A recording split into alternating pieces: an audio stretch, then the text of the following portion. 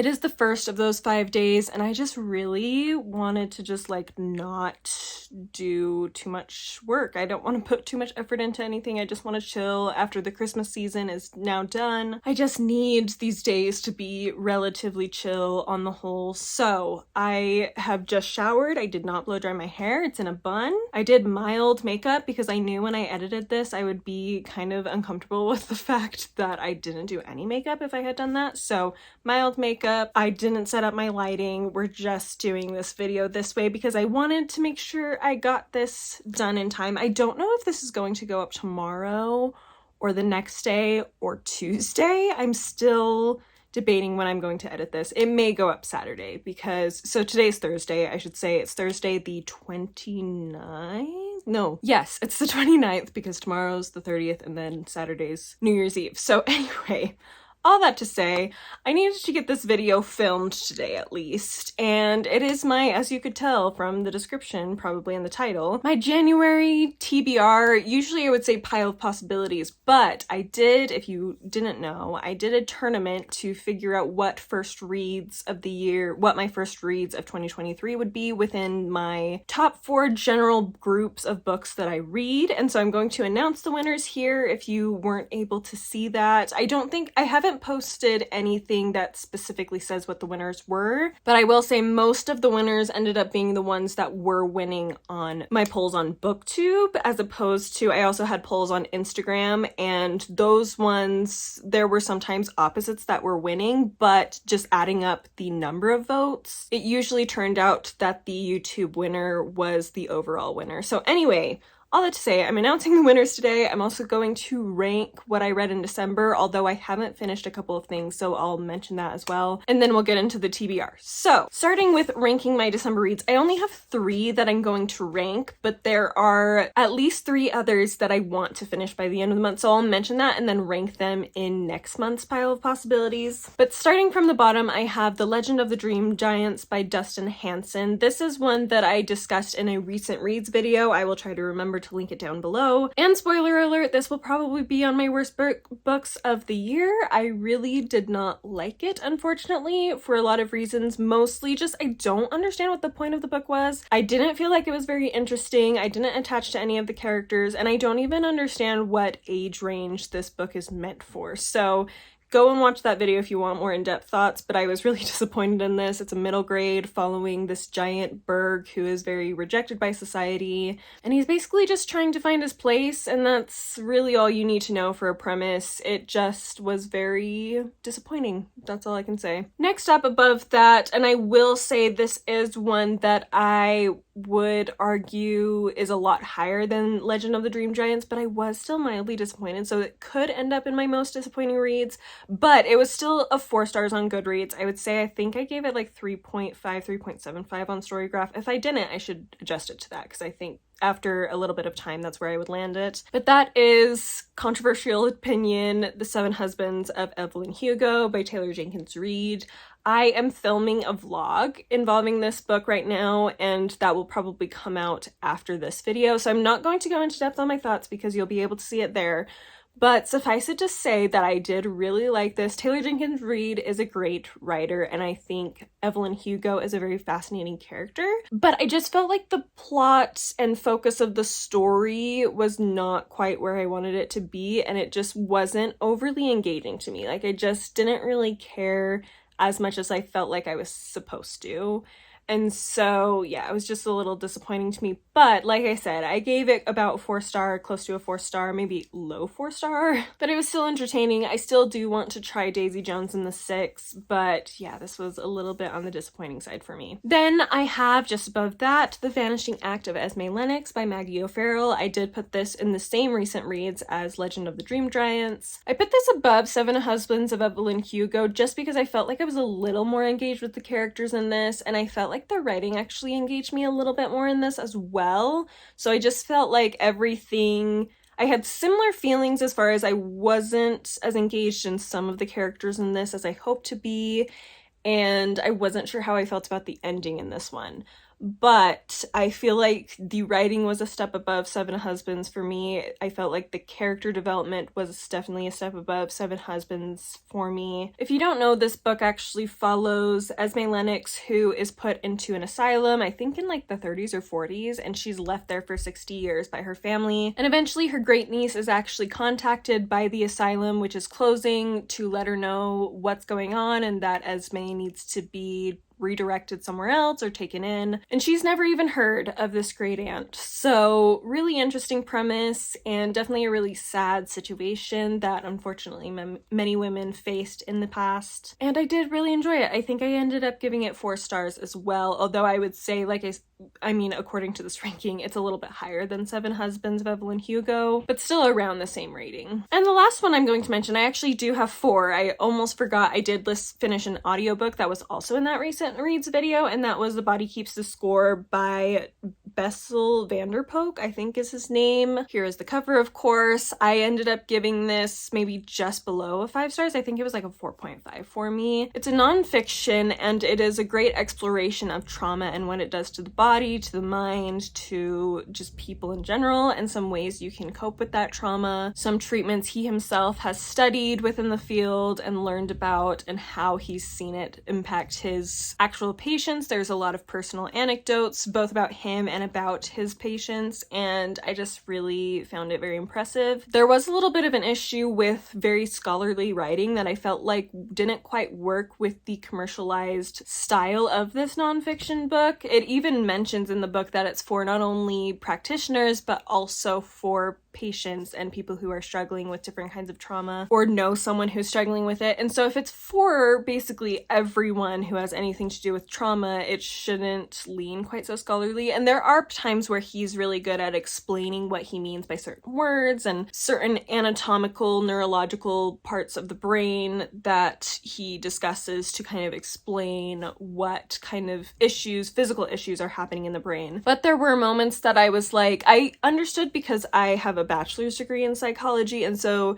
there were things that I was like, oh yeah, I remember learning about this concept and stuff, but he doesn't really explain it very well, and so that was an issue. I also will say, not like an issue that hindered my rating, but one that I should mention is it does go pretty in depth on experiences of some of his patients. Not in an over-the-top way, but it does go into, it describes some things that happened to them. A lot of it having to do with war and assault. So definitely make sure you're aware of that, and if that's going to be an issue, don't go into this. Because even in the second half, when it's talking about treatments and stuff, it still tells stories, specific stories about patients that he's had, what they went through, and then how that treatment has helped them. So anyway, all that to say, really enjoyed this book. I actually do want a physical copy. This is one of the nonfiction books that I listen to on audiobook, and I do want a physical copy, which doesn't always happen, but it did in this case because I think it would be a great book to reference and revisit in the future. Like I said, I do have 3 books that I'm hoping to finish in the next few days now that I have work off. In fact, one of them, the one I'm halfway through, I'd love to finish today or by late tonight even, but we'll see what happens. And that is A Little Life by Hanya Yanagihara. This is one that's also in the same vlog that I'm doing as Seven Husbands of Evelyn Hugo, as is the next one that I'm going to mention. So you'll see all of these discussed in that vlog. But a little hint on this, if I were to rank this even just halfway through with those other 4 books, it would definitely be on top.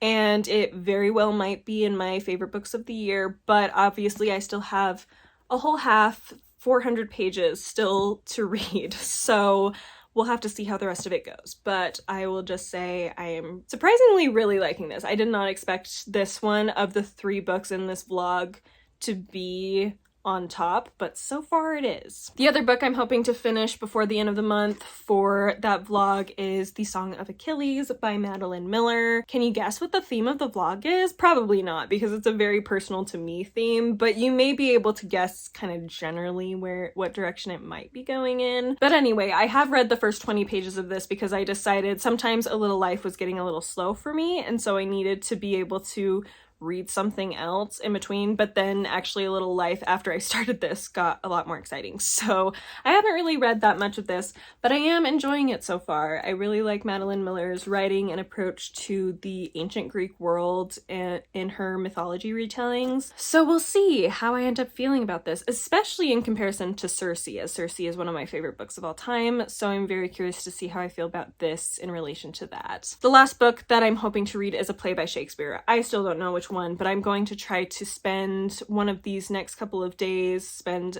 a couple of hours listening to an audiobook and following along with one of his plays so I can wrap up my goals for 2022. Okay, now that's over, that took forever, let's get into my TBR for January, the results of my tournament. The first round of the tournament, the first week, was focused on historical fiction, and the winner of that was The Last Kingdom by Bernard Cornwell, so this will be the first historical fiction I read in 2023. This book is set during the reign, I believe, of Alfred the Great, or at least just before. It starts just before that, maybe. And we follow a man named Uhtred who ends up being raised by Vikings. And so he was born as would he be Saxon? He's born in Britain and he grows up in a British family, but then the Vikings come in and end up taking him and raising him. And so he's seen both worlds. And I believe at some point he does end up having to run away and ends up in Alfred the Great's court, I think. I think that's where this series goes. I'm not 100% sure on that though. That all being said, I know that Jennifer Brooks and David Wiley both love this series and I'm really excited to give it a try. Next group was fantasy, and the winner for that was Assassin's Apprentice by Robin Hobb. I'm really excited to read this, a little nervous because I am wanting to reread the Cosmere, and so I'm a little scared to get into basically another series of books like that where it's multiple series that are all part of the same world, but I think it will be fun to have something new on the go while I'm also rereading a lot of the Cosmere, so we'll see how far I get in both of those throughout this next year. But anyway, this book follows Fitz, who is a bastard son of a prince, I believe, in this world, in this kingdom, and they don't really know what to do with him. His father ends up kind of running away, I guess, abdicating the throne and leaving and kind of just living this quiet country life, and he's just left as just this boy that no one really knows what to do with. I believe he grows up just kind of being a servant in a lot of ways, but then the king ends up deciding to have him trained as an assassin because a lot of bastard children, that's a common thing to have them trained in that so that they can kind of infiltrate areas because they are of royal blood. And that's all I know, but I've heard great things about this series. I've heard that it's heartbreaking at times. I've heard that Fitz as a character is just very lovable. So I'm very excited to see how the series ends up going for me. Next group was classics, and the winner for that was Crime and Punishment by Fyodor Dostoevsky. I will say I think I'm going to actually break this up through the month of January because it is a longer one and I want to be able to focus on it. So I think that's what I'm going to do. But I'm really excited to read this. I know that this follows a man who is intent on murdering this woman and we don't really know why, but we kind of learn throughout the book. And then I believe the murder actually happens early on or like halfway through the book, and then we also see the fallout of that. And I've just heard great things about this. I actually have read Fyodor Dostoevsky before. I read Notes from Underground in college and enjoyed it pretty well. It was kind of a time where I don't think I was quite ready for Dostoevsky's style, and Notes from Underground is just kind of a unique like short story kind of novella situation, so I am not basing my expectations of this on that, and not that I didn't like that one. It was like middle of the road for me. So anyway, I'm excited to read a full-length novel by him and excited to see how I end up feeling about it. And the final group was just miscellaneous, and this one was crazy. Like Instagram, one book was just really beating the other one, and then on YouTube it was the opposite, and they were very extreme on both sides. And in the end, when I calculated votes, this one won by 1 vote between the two. So 1 single vote made this decision. I think the other one that was on that poll I'm going to end up reading in February because it's one that I really, really want to read soon anyway. Maybe even in January if I end up getting the time. But the winner of that miscellaneous group was Piranesi by Susanna Clarke. I think most people know what this is about, at least generally. If you haven't read it, I feel like I've never heard like a solid synopsis. I know that it's about this man, this creature, this something, Piranesi, who is living in this house that like is like a maze of some kind, and he takes care of it, and there's this person called the Other, I think, or something like that, that comes and is kind of the only person he interacts with. And the Other, I think, has certain like challenges he gives him and stuff. I'm not 100% sure. I know it's a really weird book, and I'm very curious to see how I feel about it. I also recently got my hands on Jonathan Strange and Mr. Norrell by Susanna Clarke, which is really chunky, so I'm kind of excited to read a shorter one by her and see how I feel about her writing style. And the final book I'm going to mention for my TBR is a book I don't intend to finish in January. I'm just going to start it because I'm so excited to start this. I'm not going to lie. That is Le Morte d'Arthur by Sir Thomas Malory. This is like the original full-length King Arthur story. I've heard incredible things about it. I actually have started it in the past and got like, I don't even know how far I got, maybe like 100 pages in, maybe a little less, 80 pages in.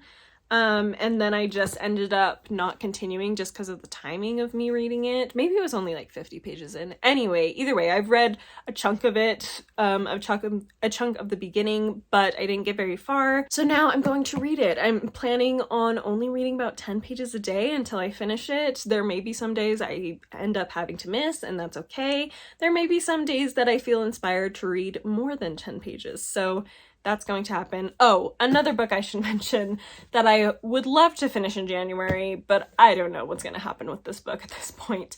I need to finish Canterbury Tales. I was hoping to finish it by the end of this year. I had it all planned out. I had scheduled out certain stories that I was going to read each week until the end of the year. I think I started it in like November, end of October, and I was like, okay, we're gonna do this.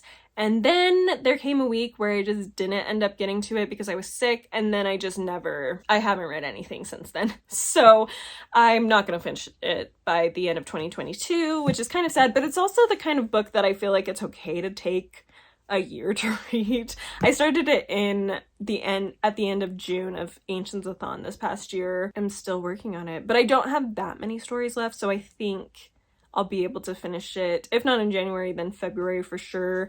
But I am going to prioritize the books I've already mentioned. So we'll see what happens with that. And that is it. As far as my January TBR goes, I did want to mention on here a little bit of another goal, I guess, for 2023 that I came up with after having already posted that other video. I made a decision a while ago that maybe was kind of foolish, but I did it, and it was kind of fun in a lot of ways. It took me like 2 hours to do, which I don't know if it was worth spending 2 hours of my life doing when I could have been reading books, but this is what I did.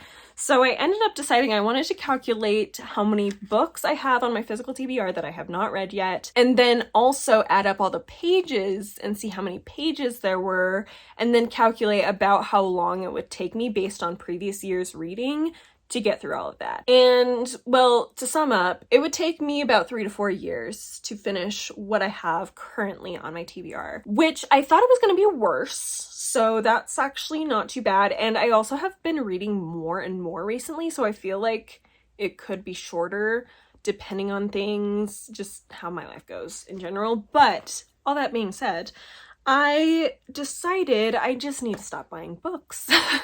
I just need to get it under control. I have purchased a lot of books, especially in the past couple months. I have done a lot of bookstore runs. I've been getting a lot of deals online and taking advantage of them, which has been fine. But I do need to calm down. I do need to allow myself to get through a lot more of my books.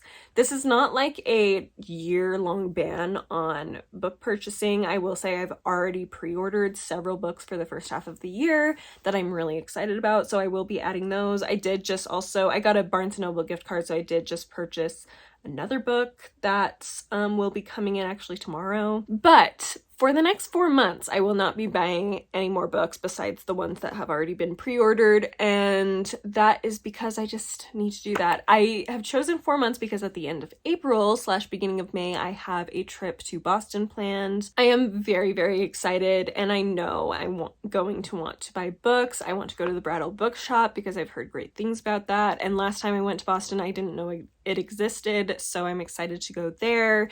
And like, I'm going to be in one of my favorite places ever. It's my favorite trip I've ever been on was to Boston, and so I'm really excited, and I don't want to like make it so I'm like, no, you can't buy all this stuff when it's a trip I've been waiting for and excited for ages, and I just feel like I want to allow myself to get the souvenirs. I mean, within reason. Like, I'm not gonna buy just everything that catches my eye at all, but I do want to give myself leniency on that trip. So I will buy books then, but before that, I'm not going to buy any more books. I'm just going to focus on reading what I already own. I already have several vlogs, themed reading vlogs, that I feel like I'm going to be able to do with the books I already own / have pre-ordered, and I just feel like I'll feel better if I can get a bit more off of my physical TBR. So this even includes audiobook listening. I'm going to try to focus on getting audiobooks that I already own a physical book for, so I can be getting through that, or if I already have the audiobook. There's several audiobooks that I have pre-purchased. Well, I share an Audible account with my dad, and we had a bunch of credits that I hadn't been using because I kept listening to classics, which are free on there. And so he was like, we need to use some of these up. So I was like, okay, challenge accepted. So I got a bunch of like nonfiction books that I've been wanting to listen to. So I do have those as well. So I'll still listen to those that I already have, but any that I get, I'm going to try to focus on books that I also physically own, so I can be, like I said, working through that. And I will be on this spreadsheet. As you can see, I actually separated this out into how many non-classics I have and how many pages, how many non-fiction I have and how many pages, and then how many classics I have and how many pages.